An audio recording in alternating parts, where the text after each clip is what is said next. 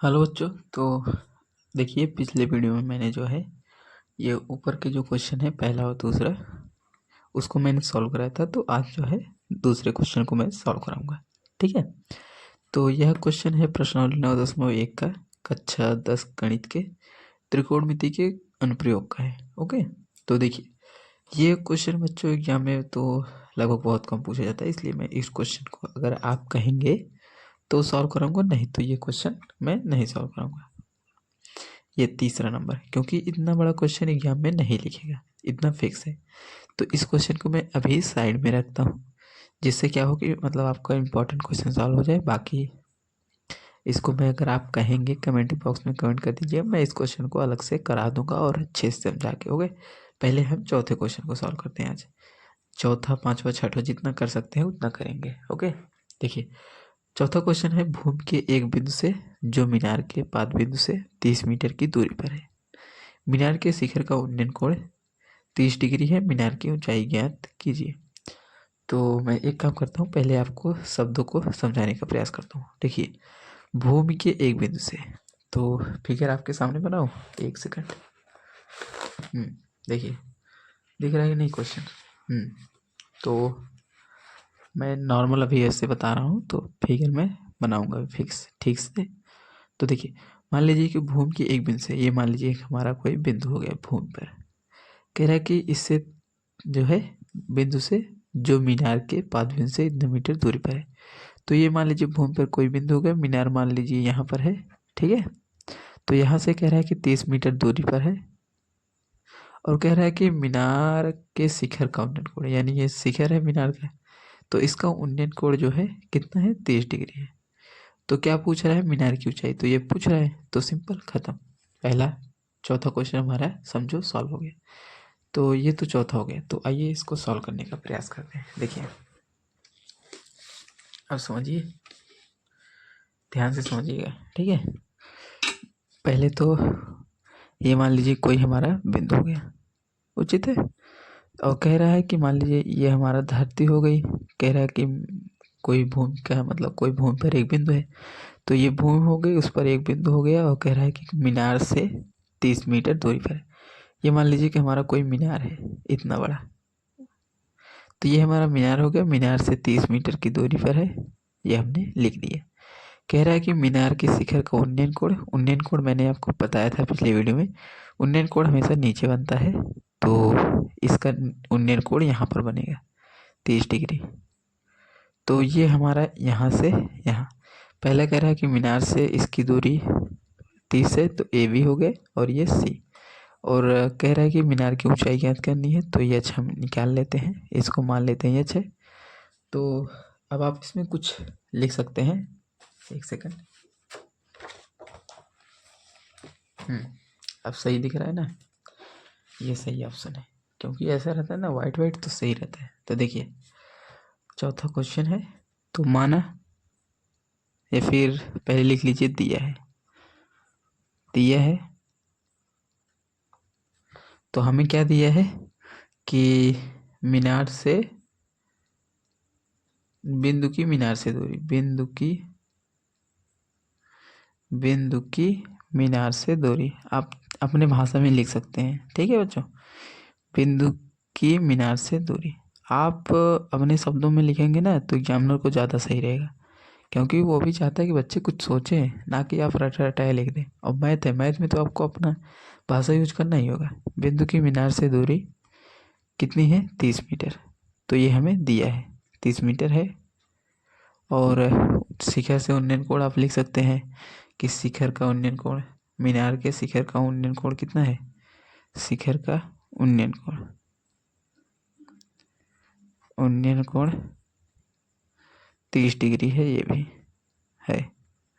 तो अब आप इसको अपनी भाषा में लिख लीजिए कि ए बी बराबर कितना है? 30 मीटर।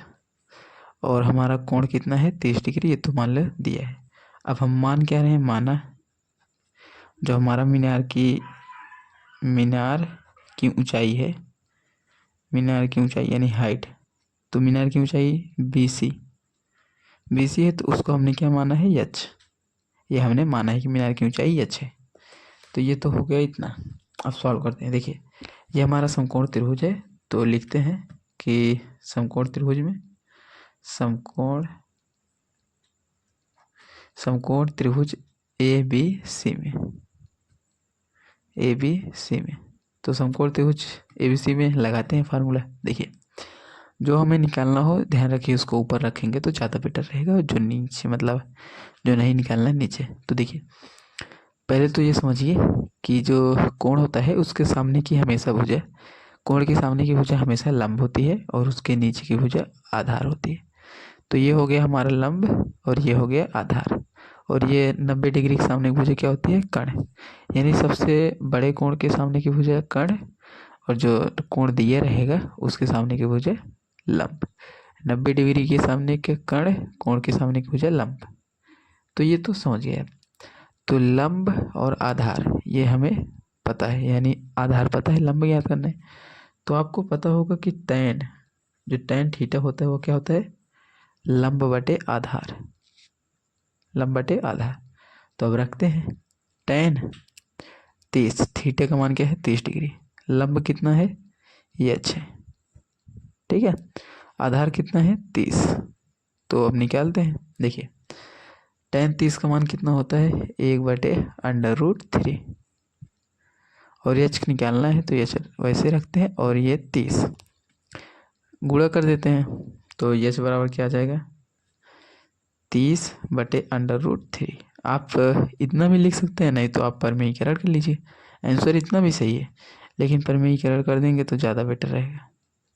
देखिए यहाँ से आगे कर्ण 30 कर्ण 3, और यहाँ से 3 3 का 3, अंडर रूट हट जाएगा तो बचेगा 3। तो 3 से काट देंगे तो यहाँ पर 10 आ जाएगा, तो आपका आंसर आ गया 10√3 मीटर। यानी आंसर में आप ऐसे लिख सकते हैं कि आंसर मीनार की ऊंचाई एच कितना है हमारा 10/3 मीटर। ये आपका फाइनल आंसर है, ठीक है बच्चों। तो ये तो हो गया चौथा। तो आइए पांचवा देखते हैं। तो पांचवा क्वेश्चन बड़े बच्चों ध्यान से देखिए। भूमि से, सबसे पहले भूमि है, भूमि से 60 मीटर की ऊंचाई पर एक पतंग उड़ रही है। पतंग में लगी डोर की अस्थायी रूप से भूमि के एक बिंदु से बांध दिया गया है। भूमि के साथ डोरी का झुकाव 60 डिग्री है, यह मानकर कि डोरी में कोई ढील नहीं है। डोरी की लंबाई ज्ञात कीजिए। तो समझने का प्रयास करते हैं। सबसे पहले फिगर तो बनाते हैं फिगर, एक सेकंड।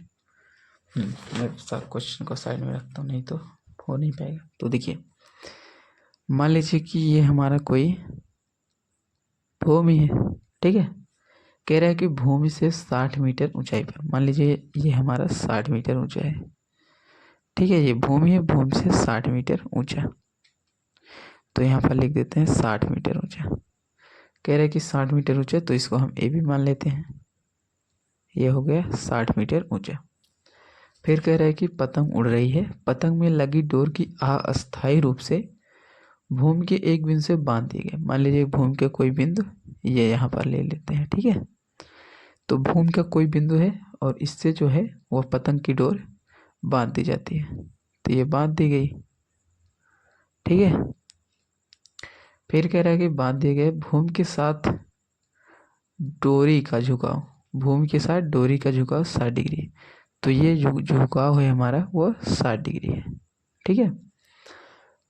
यह मानकर कि डोरी में कोई ढील नहीं है, इसमें कोई ढील नहीं है, ध्यान दीजिएगा, यहाँ से यहाँ तक कोई ढील नहीं है, यानी सीधी सीधी है, यह मान लीजिए आप। डोरी की लंबाई यानी ये हमें लेंथ, तो इसको यल मान लेते हैं, ये लेंथ हमें निकालना है। तो समझ पाएगी नहीं फिगर, फिर से समझिए। ये हमारी कोई भूमि हो गई, कह रहा है कि 60 मीटर ऊंचे पर, तो सीधे सीधे 60 मीटर ऊंचे पर कोई पतंग उड़ रही है। पतंग में लगी डोर की अस्थायी रूप से भूमि के एक बिंदु से बांध दी जाती है, या फिर बांध दिए गए है। अगर यहाँ तक नहीं समझ में आए तो आगे पढ़िए कि भूमि के साथ, यानी ये भूमि है उसके साथ डोरी का झुकाव, ये मान लीजिए हमारी डोरी है, तो इसका झुकाव जो है 60 डिग्री है, ठीक है। सबसे पहले तो पतंग ऐसे सीधे सीधे उड़े, मान लीजिए आप यहाँ पर खड़े हैं, ठीक है, मानिए आप यहाँ पर खड़े हैं, ओके। तो आपकी पतंग ऐसे उड़ रही है, हवा पता है तो ऐसे तिरछा उड़ता है। तो कह रहा है कि ऊंचाई, तो पतंग की ऊंचाई आप हमेशा उसके सीध में लेंगे, ना कि ऐसे लेंगे। तो ऊंचाई हमेशा खड़ा खड़ा ली जाती है, यानी लंबवत, यानी लंब रूप से ली जाती है। तो आप जब ऊंचाई लेंगे तो ये सीधे सीधे लेंगे, तो पतंग की ऊंचाई इतनी हो गई और डोर ये रही आपके पास, और यहाँ से आपके पास कोण कितना बन रहा है 60 डिग्री। अब समझ गए? ना समझ में आया तो फिर से कहिएगा, मैं फिर से समझाऊंगा, लेकिन ध्यान से समझेंगे तो आ जाएगा। तो अब देखिए लिख लेते हैं जो दिया गया है कि दिया है, आप अपनी भाषा में आप लिख लीजिएगा, मैं डायरेक्ट बता रहा हूँ, ठीक है। देखिए तो ए बी बराबर कितना दिया है 60 डिग्री, या फिर 60 मीटर, सॉरी 60 मीटर।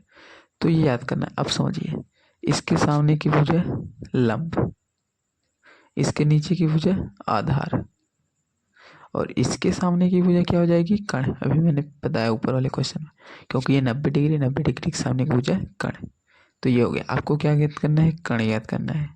दिया क्या है? लंब दिया है, 60 डिग्री कोण दिया है। तो सिंपल देखिए, आपको पता होगा कि साइन थीटा बराबर लंब बटे कर्ण होता है। अब आप कहेंगे कि कर्ण तो यहाँ पर नीचे हो गया। देखिए बच्चों, आपको मुझे पता है कि साइन के मान, यानी साइन एंगल जो होता है, साइन 30 का मान, 40 का मान, सॉरी 45, 50, 60 जो भी है, उन सब का मान लगभग याद होता है। लेकिन कौशिक में आप जाते हैं तो कंफ्यूज हो जाते हैं, इसलिए मैं यहाँ पर साइन थीटा लिया हूँ। आप कौशिक से भी कर सकते हैं, कोई प्रॉब्लम नहीं है, ठीक है। तो मान लीजिए मैं साइन थीटा से करता हूँ, फिर कौशिक थीटा से, दोनों से करके दिखाऊंगा। ओके, तो साइन थीटा से करते हैं, साइन 60 डिग्री, ये हो गया। लंब कितना है 60, कर्ण कितना है यल, तो अब निकालते हैं। साइन 60 का मान होता है कर्ण 3/2, और ये होता है 60, और ये यल।